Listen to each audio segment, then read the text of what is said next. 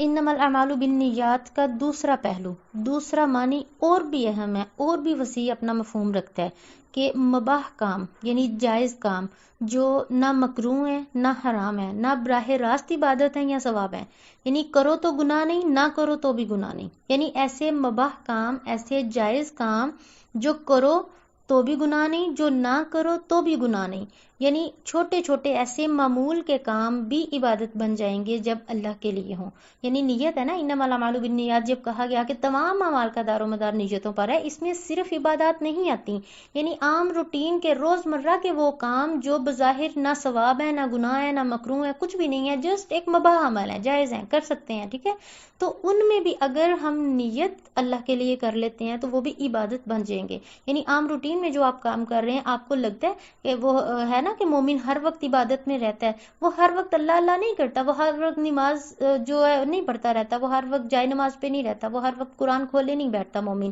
وہ بھی اپنی زندگی کو جی رہا ہوتا ہے، وہ بھی کما رہا ہوتا ہے، وہ بھی اپنا جو ہے معاملات چل رہے ہوتے ہیں اس کی بھی زندگی میں، لیکن کیوں کہا گیا کہ مومن ہر وقت عبادت میں رہتا ہے؟ کیونکہ اس کا ہر دنیاوی کام بھی اللہ کے لیے جب ہو جاتا ہے تو وہ عبادت کہلانا شروع ہو جاتا ہے۔ مثلاً جیسے تجارت کرنا، یعنی تجارت، سفر، کھانا پینا، سونا، اٹھنا، چلنا، باتیں، یعنی اکثر ایسے اعمال، یعنی دنیا میں پتہ ہے مباحات کی اکثریت ہے، یعنی اکثر اعمال ایسے ہیں جو مباحات ہیں، یعنی زیادہ تر یہ ہیں، یعنی نہ بذات خود وہ یعنی گناہ ہے نہ ثواب ہے، مباحات کو اچھی نیت سے انجام دینا بھی ثواب بن جاتا ہے۔ مثلا تجارت کرنا، یعنی اگر آپ تجارت کر رہے ہیں، یعنی پیسہ تو آپ کی ضرورت ہے، آپ نے کمانا ہی کمانا ہے، تجارت کرنی تجارت ہے، وہ کوئی کاروبار ہے، وہ کوئی اور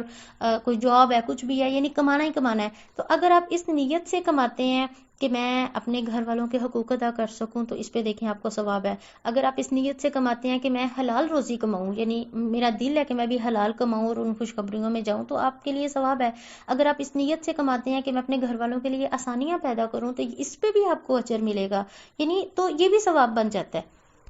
یعنی نیت ایسی چیز ہے جو مٹی کے ذروں کو سونے میں تبدیل کر دیتی ہے۔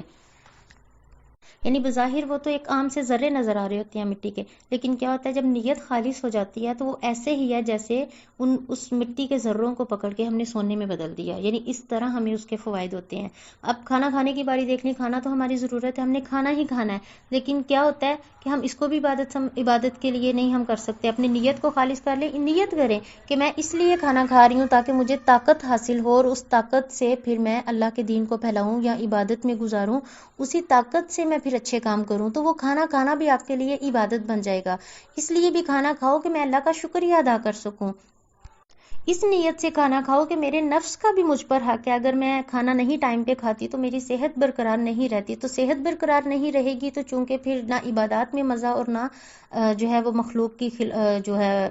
خدمت میں مزہ، نہ کچھ ہم کرنے کے قابل نہیں رہتے، تو اس لیے کھانا کھانا بھی آپ عبادت بنا سکتے ہیں۔ سونا، آنکھ کا حق ہے کہ اس کی نیند پوری ہو، اگر آپ اس اپنے جسم کا، اپنے اعضاء کا حق دینے کے لیے بھی یہ نیتیں کرتے ہیں تو بھی آپ کو ثواب ملے گا، جسم کو آرام ملے گا تاکہ فریش ہو کر ہم اپنے فرائض کو سر انجام دے سکیں، تو اس نیت سے بھی سونا جو ہے وہ آپ کا ثواب بن سکتا ہے۔ یعنی یہ نہیں ہوتا کہ آدمی ایک چیز کو ہی لے کے بیٹھ جائے اور دین کے دوسرے شعبے، دوسرے رکن، دوسرے پہلو کو پامال کر دے، ایسا نہیں، دین اور دنیا دونوں ساتھ ساتھ رہ سکتے ہیں، جسٹ اگر آپ نیت پیچھے کر سکتے ہیں اچھی تو۔ پھر جوتا پہننا، کپڑے پہننا، لینا دینا، یہ سب چیزیں کیوں پہن رہے ہیں؟ اس لیے یہ سب یعنی ہماری روزمرہ کی روٹین ہے، یعنی ہم نے پہننا ہی پہننا ہے جیسے بھی ہیں، لیکن آپ کیوں پہن رہے ہیں؟ اچھے کپڑے کیوں پہن رہے ہیں؟ تاکہ اللہ تعالیٰ کو یعنی جو ہے وہ صاف ستھرا رہنا پسند ہے، اللہ تعالیٰ کو حسن و جمال چونکہ پسند ہے، تو آپ اس لیے بھی اچھے پہن سکتی ہیں، اس لیے پیارے کپڑے پہنیں کہ اللہ تعالیٰ کو پسند آئیں گے، تو اس پہ بھی آپ کو ثواب ملے گا۔ پھر یہ ہے کہ کم از کم اگر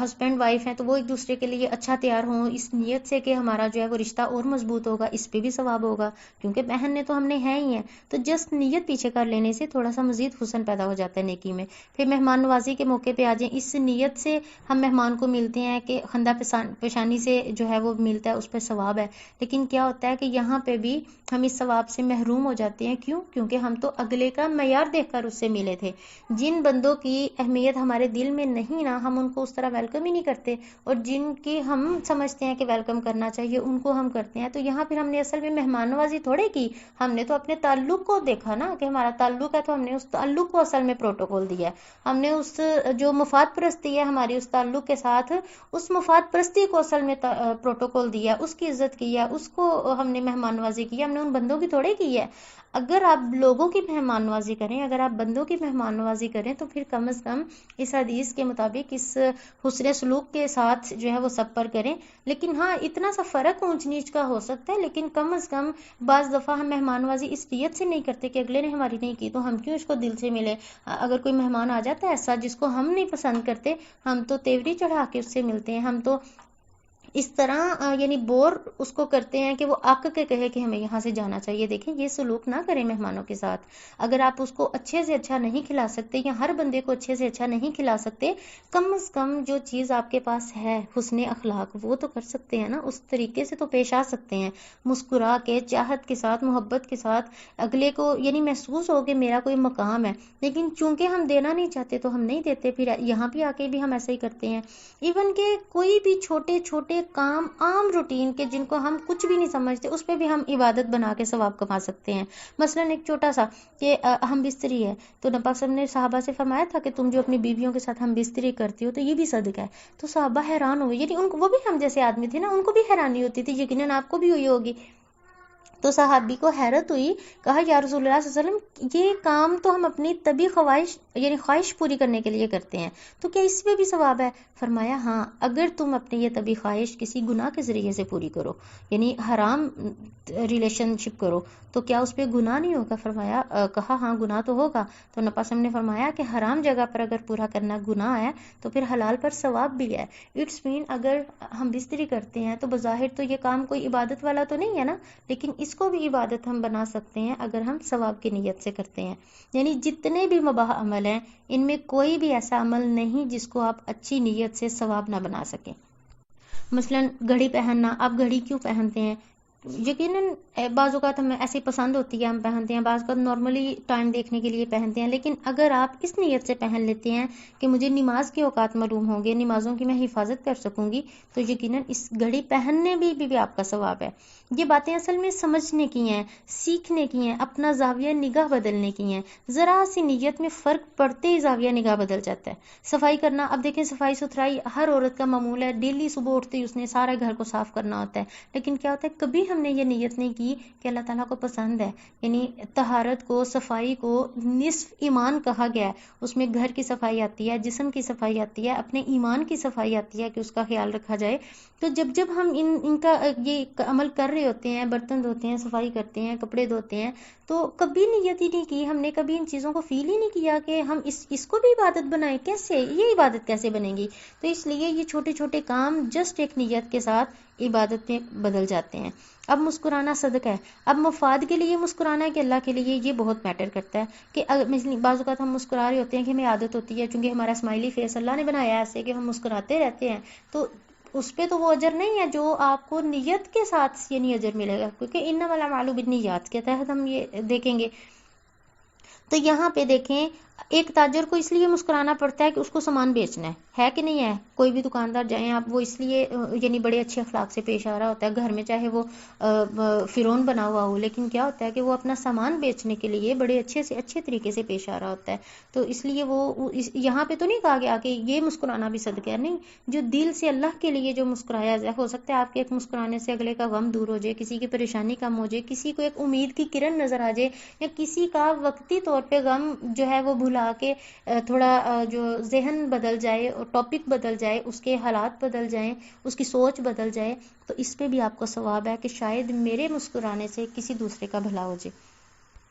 کسی مصیبت زدہ کی مدد کرتے وقت آپ دیکھ لیں کہ آپ کی نیت کیا ہے، کہ آپ یہ کیوں مدد اس کی کر رہی ہیں. کسی کو مشورہ دینا ہے نا اچھا، وہاں بھی آپ اپنی نیت پہ چیک رکھیں کہ میں اچھا مشورہ کیوں دے رہی ہوں، تاکہ لوگ کہیں کہ یہ بڑی قابل ہے، یہ بڑی ذہین ہے، یہ بڑی انٹیلیجنٹ ہے، یہ تو بڑے اچھے مشورے دیتی ہے، اللہ نے تو اس کو بڑا کمال کا ذہن دیا ہوا ہے. جسٹ یہ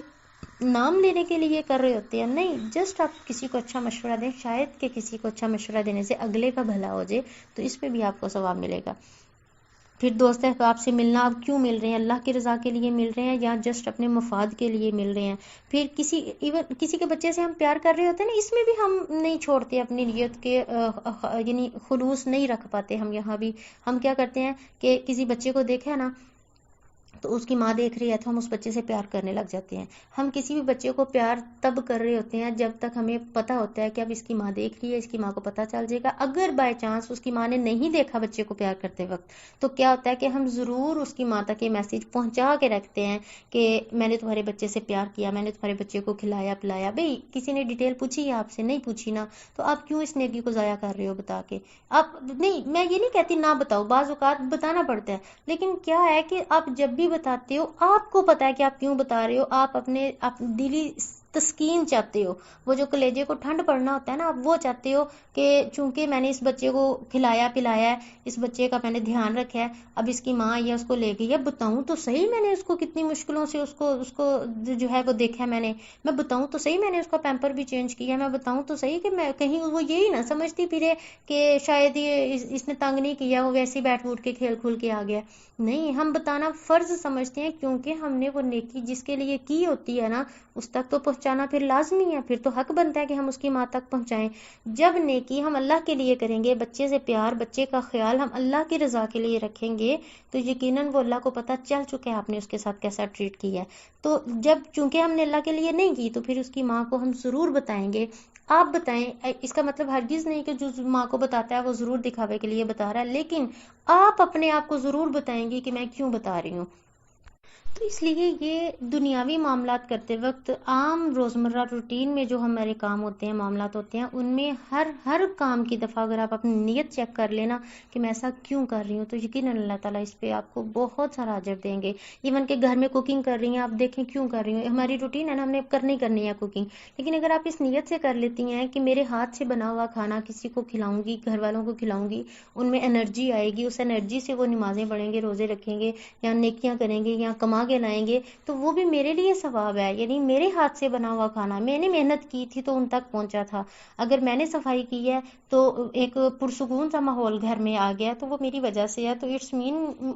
مجھے خوشی ہونی چاہیے اس بات پہ کہ اللہ تعالیٰ چونکہ ان چیزوں کو پسند کرتا ہے تو میں کروں گی تو اچھی بات ہے. یا بعض اوقات ایسے ہوتا ہے کہ بہن بھائیوں میں عموماً ماں باپ جو ہیں وہ کسی ایک کو آواز دے رہے ہوتے ہیں اکثر ہی کہ بیٹا فلاں بات سنو، فلاں بات سنو، تو وہ تنگ آ جاتا ہے کہ پورے گھر میں ان کو میں ہی نظر آتی ہوں یا میں ہی نظر آتا ہوں. تو دیکھیں اس پہ بھی اگر آپ نیت کر لیتی ہیں کہ اچھی بات ہے کہ اللہ تعالیٰ نے اس خدمت کے لیے مجھے چنا ہے، یعنی انہوں نے مجھے آواز دی ہے. میری ماں اگر ہر وقت مجھے ہی آواز دیتی ہے تو یہ میری خوش قسمتی ہے نا کہ میری ماں کو مجھ پہ یقین ہے کہ میں اس کو آواز دوں گی تو یہ ضرور کرے گی کام. تو اس کو آپ زحمت نہیں سمجھیں، اس کو اگر آپ رحمت سمجھ کے لیتے ہیں تو یہ آپ کے لیے واقعی رحمت بن جائے گی. آپ ایک فرما بردار لسٹ میں چلے جائیں گے. آپ کو جتنی دفعہ آپ ماں کی آواز پہ لبیک کہتے ہیں، بات سنتے ہیں، اس کی بات مانتے ہیں، یقیناً ہر بار آپ کو اجر مل رہا ہے. تو ان اجر کو محسوس کیا کریں، اس نیکی کی حلاوت کو محسوس کیا کریں. پھر آپ کو ہر دفعہ اٹھنا، ہر دفعہ بات ماننا مشکل نہیں لگے گا، آوازاری نہیں دے گا. اچھا، بعض اوقات ایسی ہوتا ہے کہ ہم اکثر اعمال کی نیت کرتے ہیں لیکن وہ کام کر نہیں پاتے، تو کیا اس پہ بھی ثواب ہے؟ ہاں، اس پہ بھی ثواب ہے. وہ حدیث واضح ہے نا، غزوہ تبوک میں کچھ لوگ بیماری کی وجہ سے ساتھ نہیں جا سکے تھے، تو نبی صاحب نے فرمایا تھا صحابہ کو کہ تم میں کچھ لوگ ایسے ہیں کہ یعنی تم نے جتنا بھی سفر طے کیا ہے، جو بھی وادی طے کی ہے، وہ تمہارے ساتھ رہے ہیں. ان کو بیماری نے روک لیا تھا، یعنی ان کا ارادہ نہیں تھا کہ وہ نہ جائیں، ارادہ تھا جانے کا لیکن بیماری کی وجہ سے نہیں جا سکے. تو صرف نیت کی وجہ سے، کہ ان کی نیت تھی کہ میں یہ کام کروں، اس نیت کی وجہ سے ان لوگوں کے ساتھ ثواب میں برابر شریک رہے تھے. تو ہمیں بھی بعض اوقات ایسا ہوتا ہے کہ ہم بیمار ہوتے ہیں، ہمارا بڑا دل کر رہا ہے ہم صدقہ کریں، عبادت کریں، جو ہے وہ